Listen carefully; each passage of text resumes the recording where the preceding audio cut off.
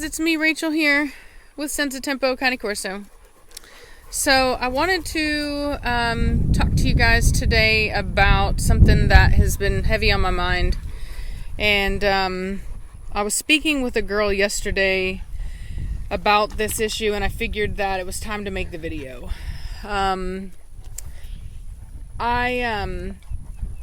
one of the things that's always kind of bothered me in the Corso community is how there are people that want to use Corso for bite work, for like IPO bite work.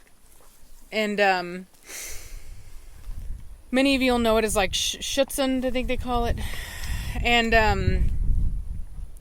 anyway, and I personally do not agree with using, I will say, I'm not going to say that I don't agree with using these dogs for that. You want to use your dog to do whatever you want, by all means. What I don't agree with doing is breeding them for it, because then you're changing the breed into something that it's not.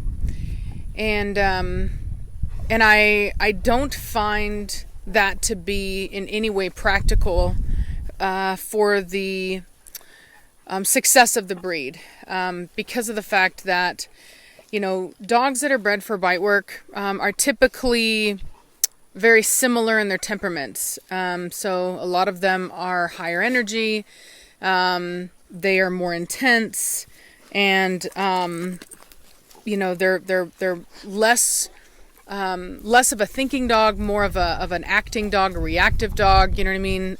Like, you know, when I get called on a Doberman that needs training, it's because the Doberman is not thinking; it's just immediately charging at something that it considers a threat.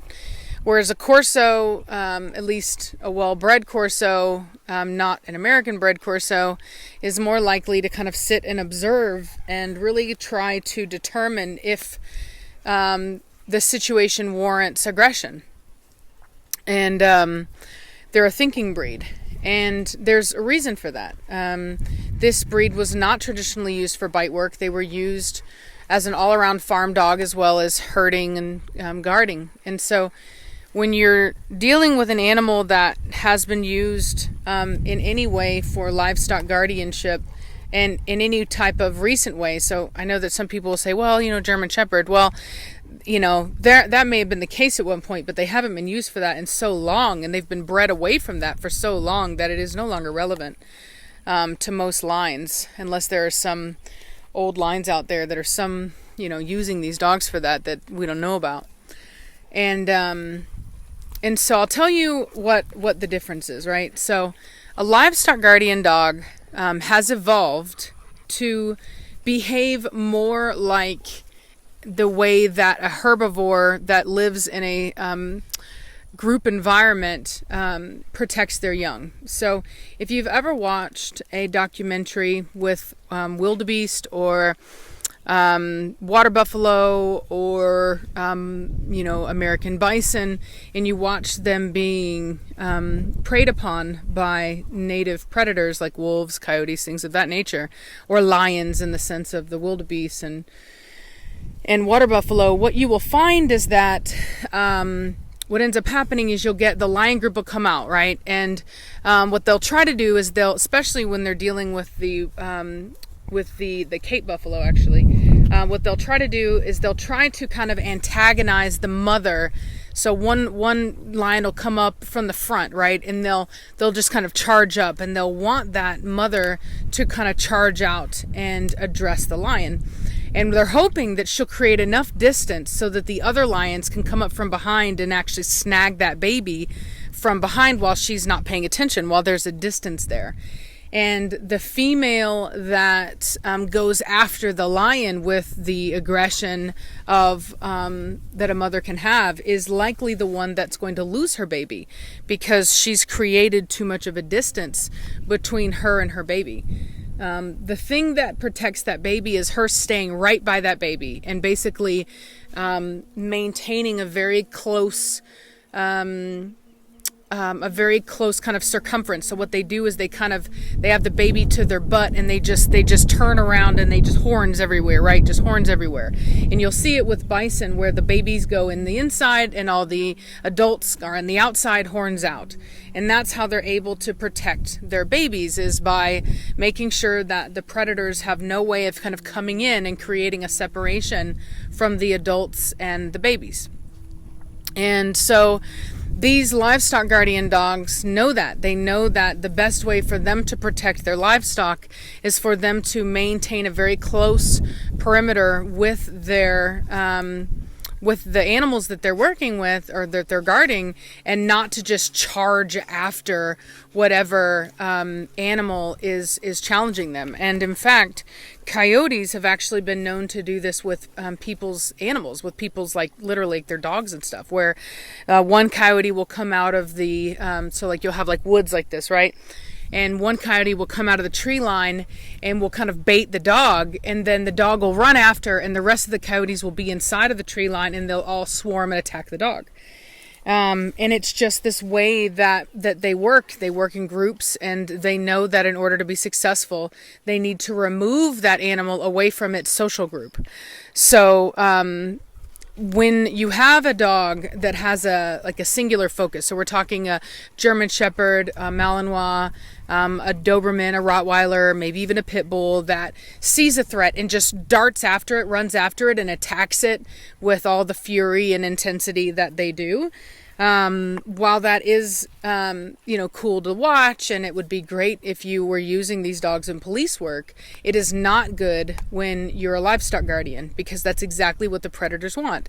They want you to run off after that one decoy so that they can come in and they can take your little lambs and your goats and whatever it is that this animal has been charged to protect. So it is very counterproductive to think that these dogs need to have that kind of singular focus and to have the kind of drive to run and just maul whatever they think is a threat. They need to be able to protect, for sure. They need to not run away, but they need to be able to kind of do the minimum, right? So what you'll often see from a livestock guardian is something comes up and they'll kind of try to run it off.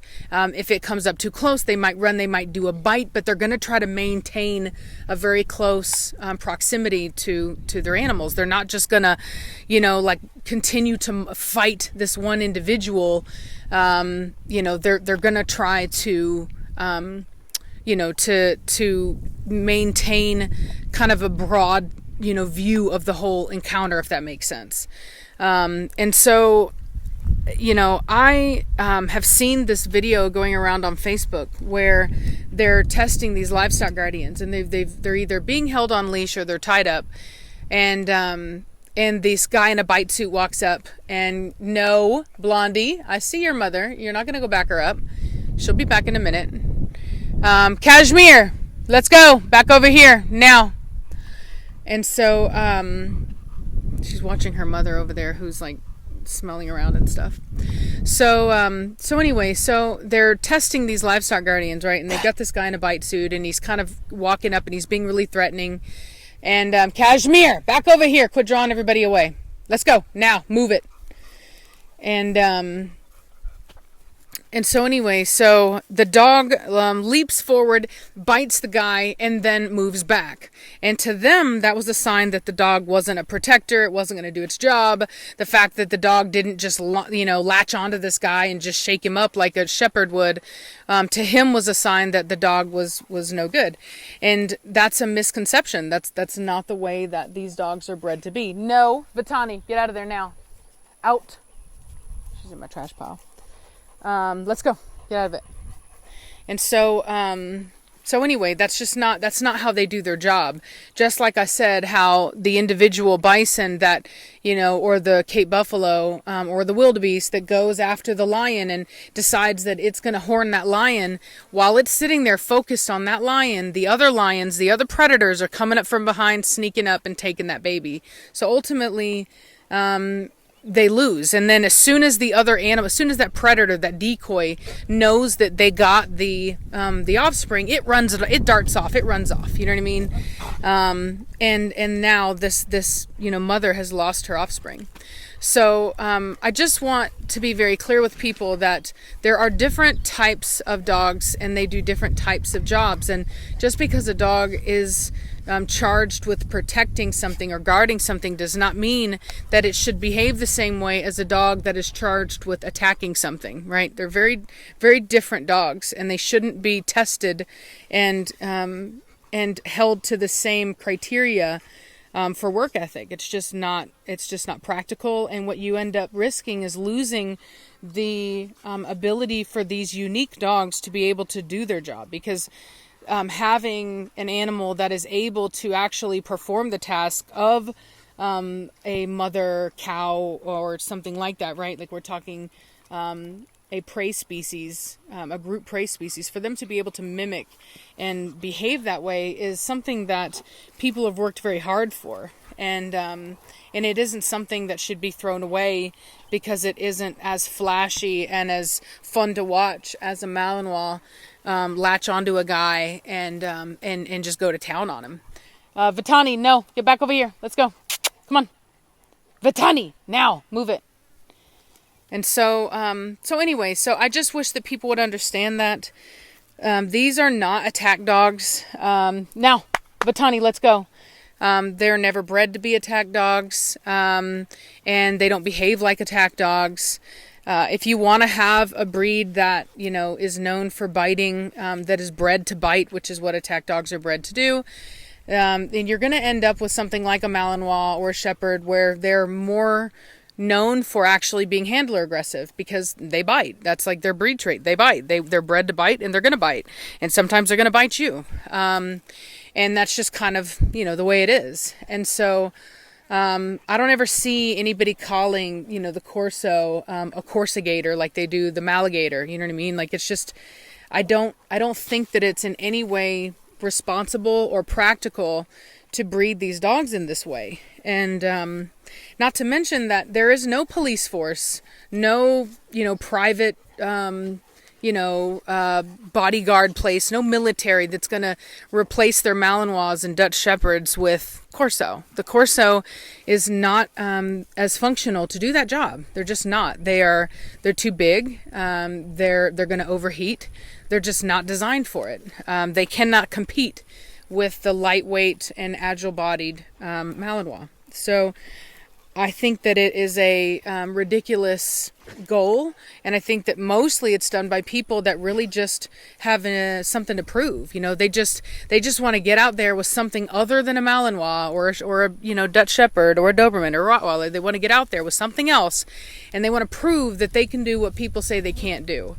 And while I admire the want to be competitive and achieve at something that is said to be unachievable, I think that it's irresponsible because it's at the expense of the breed, right? Like, it's a selfish endeavor. If you just want to do it with your dog, and that's fine. But if you're trying to breed dogs for that, that's totally different. This is an Italian breed. It has its own purpose, and it's not for anyone to change just because they personally like something else. If a person wants to succeed and breed bite work dogs, then they need to work with breeds that are bred for that and that have the temperament for that and the breeding. So that's my personal opinion. I don't want my Corso to act like a Malinois. If I wanted a Malinois, I would have bought one. And I think that people who are doing this are irresponsible. That's just my personal opinion. And that's just kind of where I'm going to let it sit. So I hope you guys are having a good day, and I'll talk at you later. Bye.